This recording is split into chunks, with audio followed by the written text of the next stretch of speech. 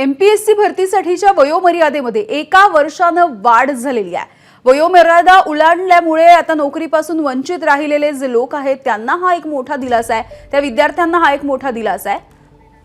अर्ज केलेल्या उमेदवारांना कमाल वयोमर्यादेमध्ये आता शिथिलता येईल। एमपीएससीच्या 1 जानेवारी ते 20 डिसेंबर 2024 पर्यंत पदभरतीसाठी जाहिराती नव्याने प्रसिद्ध करण्यात आल्या होत्या आणि या संदर्भातले अपडेट्स जाणून घेऊयात। वेदांत नेब आमचे प्रतिनिधी आपल्या सोबत आहेत। वेदांत, आता कळतंय की ही वयोमर्यादा आहे ती वाढवली गेली आहे, सध्याची नेमकी काय स्थिती आहे, सध्याची वयोमर्यादा काय आहे आणि आता वाढ झाल्यामुळे कधीपर्यंत विद्यार्थी ही परीक्षा देऊ शकतील?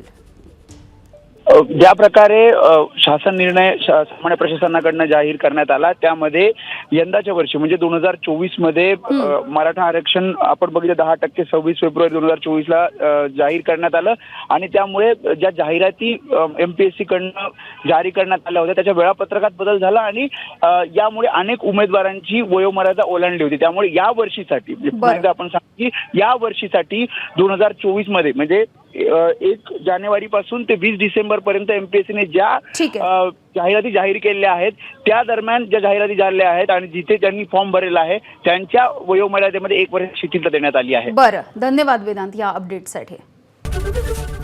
एबीपी माझा, उघडा डोळे बघा नीट।